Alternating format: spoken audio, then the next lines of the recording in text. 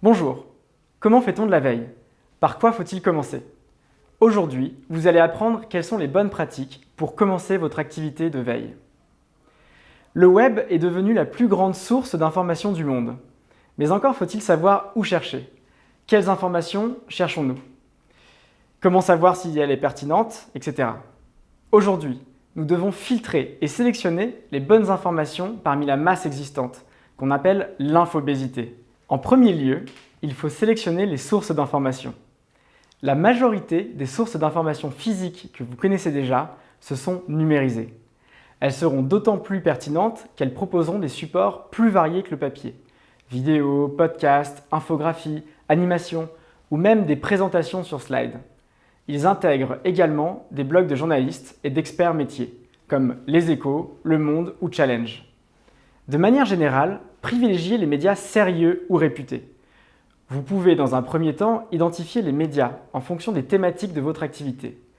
Il vous faut également trouver de nouveaux médias et pour cela, vous pouvez commencer par identifier les mots-clés associés à votre activité. Par exemple, pour Learn Assembly, nous aurons le Digital Learning, Innovation pédagogique, MOOC, SPOC, Transformation digitale. Si vous découvrez seulement une thématique de votre activité ou un concept sur lequel vous n'êtes pas à l'aise, vous pouvez utiliser Wikipédia. Il y a aujourd'hui une communauté de plus de 80 000 utilisateurs actifs qui rédigent et modèrent de manière bénévole les articles de Wikipédia. C'est la plus grande encyclopédie au monde et c'est aujourd'hui considéré comme un média sérieux, même par les professeurs qui avaient tendance à la rejeter. Vous pourrez notamment trouver énormément de sources au sein de ces articles, si vous souhaitez aller plus loin bien sûr. Wikipédia est aujourd'hui l'un des 10 sites les plus utilisés au monde et peut-être une bonne base pour commencer une recherche. Après cette première étape, il faut identifier qui sont les experts qui influencent votre secteur. Par exemple, Seth Godin est un auteur et conférencier à succès et est une référence importante dans le domaine du marketing. Sur le web, les influenceurs sont des experts métiers qui écrivent régulièrement des articles. Ils tiennent souvent des blogs personnels et peuvent se révéler d'excellents relais d'information sur votre activité. Par exemple, Camille Jourdain, consultant en communication digitale, sera un influenceur à suivre pour toute la partie sur les médias sociaux.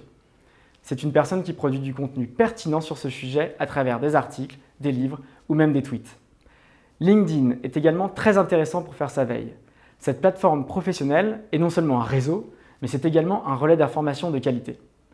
Vous trouverez des groupes de discussion sur beaucoup de secteurs d'activité ou de métiers. Dans ces groupes, on trouve non seulement des articles, mais également des débats très intéressants. LinkedIn permet aussi d'identifier les experts qui écrivent sur votre activité à travers Pulse.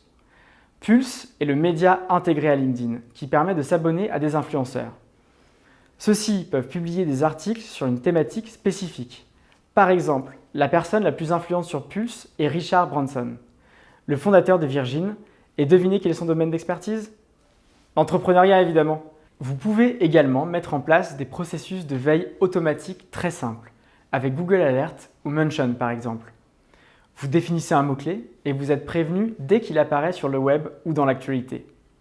Par exemple, vous recevrez un mail quotidien sur les actualités de votre entreprise. Évidemment, Google Alert filtre les résultats pour ne proposer que les plus pertinents. La plateforme Mention fonctionne sur le même principe, mais avec des fonctionnalités supplémentaires, comme la possibilité de faire de la veille collaborative. Si vous avez identifié un nouveau concurrent, Mention vous permettra de mesurer sa présence sur les réseaux sociaux. Où est-il actif et qui sont les médias qui le mentionnent? Vous aurez ainsi un aperçu de la stratégie de votre concurrent. L'intérêt de cet outil est de pouvoir mutualiser cette veille avec vos collaborateurs et d'éliminer le bruit des spams. Dernière étape, trouvez un rythme de veille régulier. D'abord, les outils que vous utiliserez sur certains mots-clés vous épargneront un temps de recherche. Il s'agit surtout de vérifier que vous ne manquez pas une actualité ou un contenu important. 15 minutes, une ou deux fois par jour, paraît bien suffisant pour commencer une veille.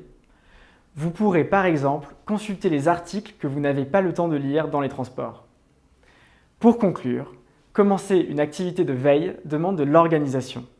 Il faut procéder par étapes pour capitaliser sur le temps consacré à sa veille. C'est une activité qui doit être régulière car elle concerne l'actualité de votre secteur d'activité. La veille permet d'avoir du recul sur son secteur d'activité et à terme sur son métier. Il faut faire l'effort d'apprendre à manier les outils du web qui deviendront très intuitifs à mesure que vous les utiliserez. Merci de votre attention.